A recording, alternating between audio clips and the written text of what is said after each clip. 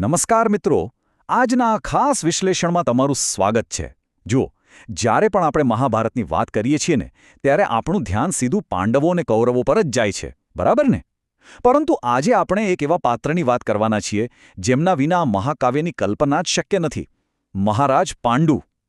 સામાન્ય રીતે આપણે તેમને માત્ર પાંડવોના પિતા તરીકે જ ઓળખીએ છીએ, પણ હકીકતમાં તેમનું પોતાનું જીવન ત્યાગ, નિયતિના અણધાર્યા ખીલ અને ધર્મની જટિલતાઓથી ભરેલું એક સંપૂર્ણ અને કરુણ મહાકાવ્ય છે.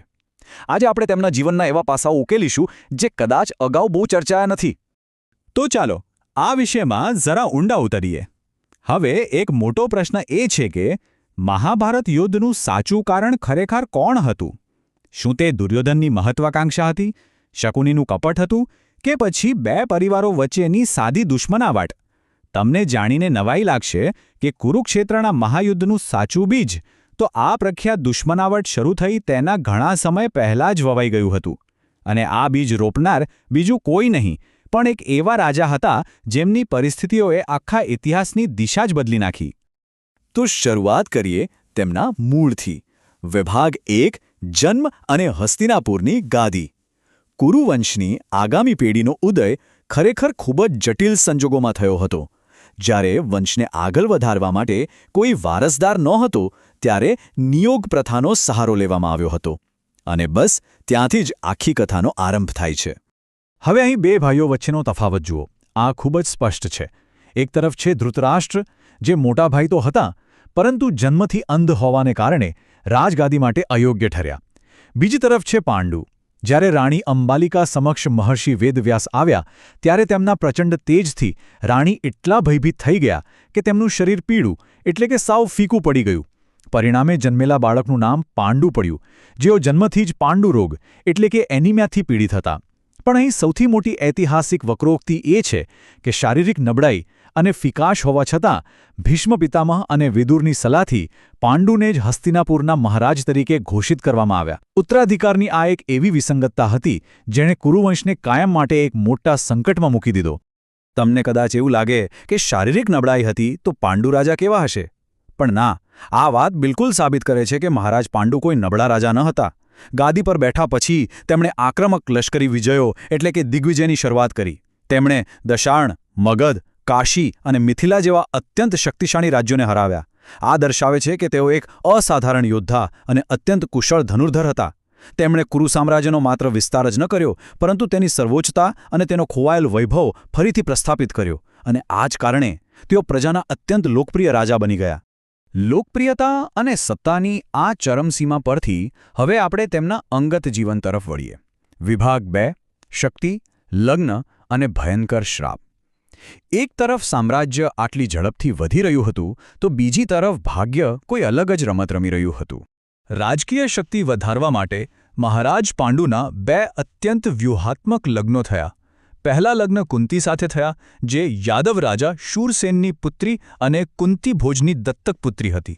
બીજા લગ્ન માદ્રી સાથે થયા, જે મદ્ર દેશના રાજા શલ્યની બહેન હતી. આ વૈવાહિક સંબંધોએ મહારાજ પાંડુના શાસનને જબરદસ્ત મજબૂતી આપી. અને બધું જ એકદમ બરાબર ચાલી રહ્યું હતું, જ્યાં સુધી જંગલની એક સફરે બધું જ હંમેશા માટે બદલીને નાખ્યું. હવે જુઓ, બને છે એવું કે એક દિવસ મહારાજ પાંડુ જંગલમાં શિકાર પર ગયા હતા. ત્યાં ઋષિ કિંદમ અને તેમની પત્ની હરણના સ્વરૂપમાં વિહાર કરી રહ્યા હતા.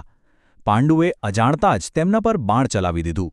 મૃત્યુ પામતા પહેલાં અત્યંત ક્રોધિત અને ઘાયલ ઋષિ કિંદમે પાંડુને એક ભયંકર શ્રાપ આપ્યો. જ્યારે પણ તું કોઈ સ્ત્રી સાથે પ્રણય સંબંધ બાંધવાનો પ્રયત્ન કરીશ ત્યારે જ તારું મૃત્યુ થઈ જશે. મિત્રો, આ માત્ર એક શ્રાપ ન હતો, આ એક રાજાના સંપૂર્ણ વંશ અને ભવિષ્ય પર પડેલી વીજળી હતી. આ ભયંકર શ્રાપ મળ્યા પછી પાંડુના જીવનમાં બધું જ છીનવાઈ ગયું. ચાલો જોઈએ વિભાગ 3, વનવાસ અને પાંડવોનો જન્મ. અહીંથી રાજાની નૈતિકતા અને પ્રાયશ્ચિતની એક સાવ નવી યાત્રા શરૂ થાય છે. ચાલો આગળ વધીએ અને જોઈએ કે આ ઘટના કેવી રીતે આકાર લે છે. શ્રાપના કારણે મહારાજ પાંડુના ત્યાગના 3 મહત્વના તબક્કા હતા. પહેલું, તેઓ અત્યંત ગ્લાનિ અને પશ્ચાતાપમાં ડૂબી ગયા. બીજું પગલું જે ખરેખર તેમની ન્યાયપ્રિયતા દર્શાવે છે, તેમણે સર્વોચ્ચ સત્તાનો મોહ છોડીને હસ્તિનાપુરનું આટલું મોટું સિંહાસન પોતાના મોટા ભાઈ ધૃતરાષ્ટ્રને પાછું સોંપી દીધું. અને ત્રીજું, તેઓ પોતાની બંને પત્નીઓ સાથે જંગલમાં એક સંન્યાસી જેવું જીવન જીવવા ચાલ્યા ગયા. વિચારો, આ તેમનો માનસિક શાંતિ શોધવાનો અને પોતાના પાપનું પ્રાયશ્ચિત કરવાનો માર્ગ હતો. વનમાં સંન્યાસી જીવન જીવતા પાંડુને એક જ ચિંતા અંદરથી કોરી ખાતી હતી કે સંતાન વગર તેમને આધ્યાત્મિક મોક્ષ ક્યારેય નહીં મળે. અને ત્યારે જ કુંતીએ એક એવું રહસ્ય ખોલ્યું જેણે આખા કુરુવંશનું ભવિષ્ય બદલી નાખ્યું. કુંતી પાસે દુર્વાસા ઋષિ દ્વારા આપવામાં આવેલો એક ચમત્કારિક મંત્ર હતો, જેનાથી તે કોઈપણ દેવતાનું આહ્વાન કરીને તેમની પાસેથી સંતાન પ્રાપ્ત કરી શકતી હતી. આ પેલા ભયંકર શ્રાપની જાળમાંથી બહાર આવવાનો એક અદ્ભુત અને દિવ્ય માર્ગ હતો. હવે આ સ્લાઇડ પર જરા ધ્યાન આપજો, કારણ કે આ ખરેખર રસપ્રદ છે. પાંડવોની ઉત્પત્તિ કેવી રીતે થઈ તે જુઓ. દરેક ભાઈના વિશિષ્ટ ગુણો સીધા તેમના દિવ્ય પિતાઓ પાસેથી આવ્યા હતા. કુંતીએ ધર્મરાજ યમરાજનું આહ્વાન કર્યું અને યુધિષ્ઠિર જન્મ્યા, જે ધર્મ અને સત્યના પ્રતીક બન્યા. પવનદેવથી ભીમ જન્મ્યા, જે અસીમ શક્તિના સ્વામી હતા. ઇન્દ્રદેવથી અર્જુન, જે સર્વશ્રેષ્ઠ ધનુર્ધર બન્યા. ત્યારબાદ પાંડુની વિનંતીથી માદ્રીએ અશ્વિની કુમારોનું આહ્વાન કર્યું, જેનાથી નકુલ અને સહદેવનો જન્મ થયો, જેઓ અનુક્રમે સુંદરતા, પશુજ્ઞાન અને અસીમ બુદ્ધિના સ્વામી હતા. આ 5 દેવતાઓના અંશ મળીને પાંડવો કહેવાયા. પાંડવોના જન્મ પછી જંગલમાં થોડો સમય ખુશીનો રહ્યો, પણ નિયતિ પોતાનું વચન ક્યારેય ભૂલતી નથી. વિભાગ 4, મૃત્યુ અને પાંડુની વિરાસત. આ એક ટ્રેજિક હીરોની વાર્તાનો અંતિમ અને અનિવાર્ય પડાવ હતો. જુઓ, બને છે એવું કે જંગલમાં વસંત ઋતુનું આગમન થયું હતું. વાતાવરણ અત્યંત સુંદર હતું, પરંતુ આ જ વસંત એક હૃદયદ્રાવક ઘટનાક્રમ લઈને આવી. મહારાજ પાંડુ માનવીય સહજતા સામે હારી ગયા અને માદ્રી પ્રત્યે પોતાની ભાવનાઓ પર કાબૂ રાખી શક્યા નહીં. બસ તે જ ક્ષણે પેલો શ્રાપ સાચો પડ્યો અને તેમનું અકાળ મૃત્યુ થયું. પોતાના પતિના મૃત્યુનું કારણ પોતે જ છે તેવા તીવ્ર પશ્ચાતાપ અને અપરાધભાવમાં માદ્રી પાંડુની ચિતા પર સતી થઈ ગઈ. એક જ ક્ષણમાં બાળકો અનાથ થઈ ગયા અને અંતે માતા કુંતી 5 નાના બાળકોની જવાબદારી સાથે હસ્તિનાપુર પાછા ફર્યા. આ આખી ઘટના માનવીય પ્રકૃતિ, આવેગ અને ટાળી ન શકાય તેવી નિયતિનો એક ભયાનક સંગમ હતી. તો આ સમગ્ર ઘટનાક્રમની સૌથી મોટી વક્રોક્તિ શું હતી? સૌથી મહત્વનો મુદ્દો એ છે કે પાંડુના વનવાસમાં જવાના કારણે જ ધૃતરાષ્ટ્ર, જે ક્યારેય રાજા બનવાના ન હતા, તે સત્તા પર આવ્યા.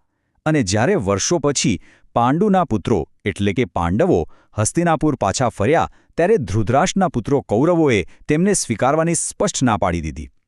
પાંડુનો એક ધર્મનિષ્ઠ નિર્ણય, એક પશ્ચાતાપ અજાણતા જ મહાભારતના મહાયુદ્ધ અને સત્તા સંઘર્ષનું મુખ્ય કારણ બની ગયો.